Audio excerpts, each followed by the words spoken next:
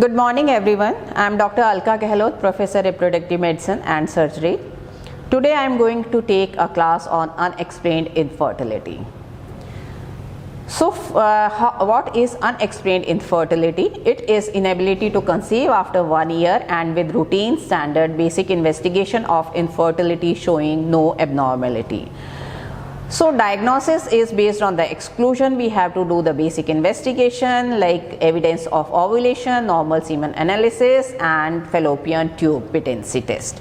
If they are normal, then we can say that patient is a case of unexplained infertility. 15% of patients unable to conceive have unexplained infertility. So what are the causes of the unexplained infertility? It can be ovarian, because it is seen that sometimes there is stagnation of the follicular growth or abnormal follicular growth is there, luteinized unruptured follicle is there, and sometimes there is cytological or the genetic abnormality of the oocyte or antibodies to the zona pellucida. Hyperprolactinemia might cause unexplained infertility in a couple.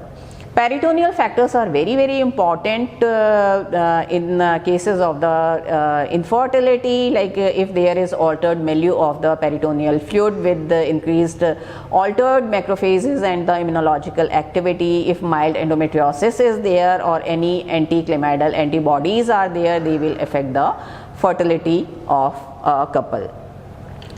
Tubal factor, even if the tubes are patent, but sometimes it is seen that the ciliary movement or the peristalsis of the tubes are not normal and there is altered macrophages or the immunological activity inside the tubes which may cause the infertility.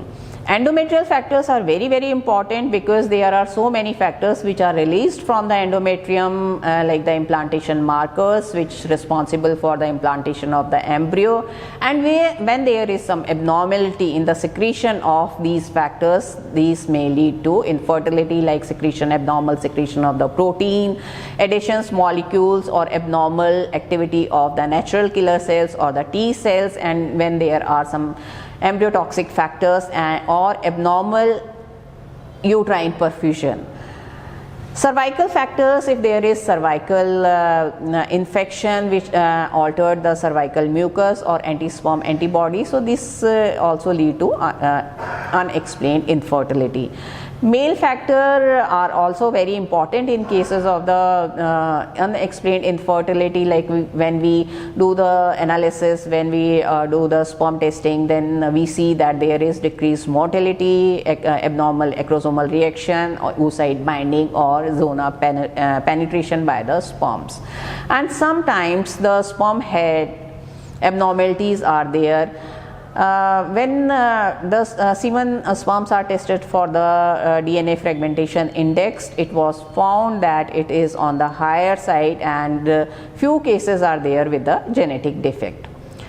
Embryological factors are very important, like even if the no other factor is there but embryos are not of good quality, then they might lead to increased miscarriages as well as unexplained infertility. So how to diagnose? This is a diagnosis of exclusion. We have to do all the investigation. If everything is normal, then we also have to see if the fertility evaluation is complete, if any other test is needed, or if they are performed correctly, and if the interpretation of these tests has been done properly. Now, when to start a treatment in the infertile couple with unexplained infertility? It depends upon the duration of the infertility, age of the female partner and resources which we have. So if the duration is more than 2 years, of female is more than 35 years, we have to start treatment immediately. Prognosis depends upon the duration of infertility. If it is more than 3 years, the prognosis is not that good with expectant management, and if the female is more than 35 years, then we have to take the active management.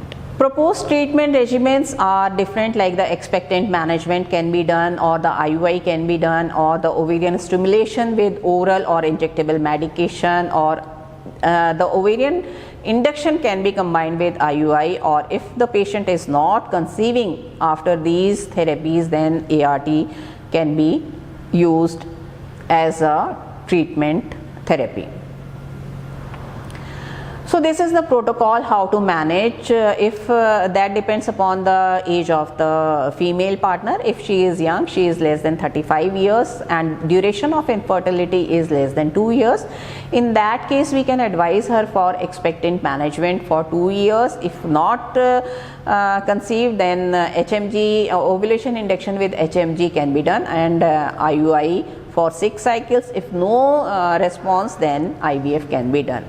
If the duration of infertility is more than 2 years, we should not advise expectant management. In that case, directly we have to do IUI for 6 cycles with HMG, and if no response, no positive pregnancy, then IVF has to be done. The patients who are between 35 to 39 years, duration is of infertility is more than 1 year. In that case, 3 to 4 cycles of IUI with induction with HMG is sufficient. After that, we should proceed for IVF. If the patient is more than 40 years, so the age is very important factor in unexplained infertility. If she is more than 40 years, then irrespective of the duration of the infertility, we have to directly go for active management like HMG stimulation, IUI for not more than 2 cycles, and if not successful, then IVF has to be done. So likelihood of the pregnancy without treatment is less than that of the fertile couples in patients with unexplained infertility, but it is greater than 0. Ovarian stimulation is needed, although these patients are ovulating, but it is needed because sometimes there is subtle defect in ovulatory function which can be corrected by the ovulation induction. Number of eggs we are getting are more, so chances of the pregnancy will be more. Now question arises whether we should use oral agents for ovulation induction. So according to NICE guideline 2012, do not offer oral ovarian stimulation agent like clomiphene citrate or the letrozole because the response is not very good. And when we compare the clomiphene citrate and letrozole, it is seen that there is no superiority of one to another before the IUI. When compared the gonadotropins with no treatment, it was seen that gonadotropin like follicular stimulating hormone along with IUI have better results if the infertility is of more than 3 years.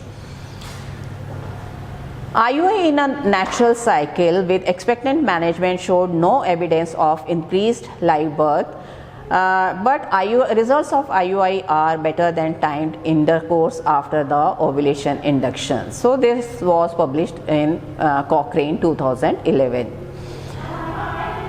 If the patient is not responding to the IUI or the induction ovulation with oral ovulogins or the gonadotropins, then we have to proceed for the assisted reproductive technology or the IVF. According to NICE guidelines 2012. So what are the recommendation? Expectant management is only advised when there is good prognosis. IUI alone does not have any beneficial effect over the expectant management. Ovulation stimulation with oral agents alone should not be recommended, and oral stimulation with gonadotropin alone should not be recommended. But when ovarian stimulation with oral agents are combined with IUI, they have better results, and best results are with the ovarian stimulation with gonadotropin and IUI. If the patient is not responding to all these therapies, then we have to proceed with IVF. Thank you.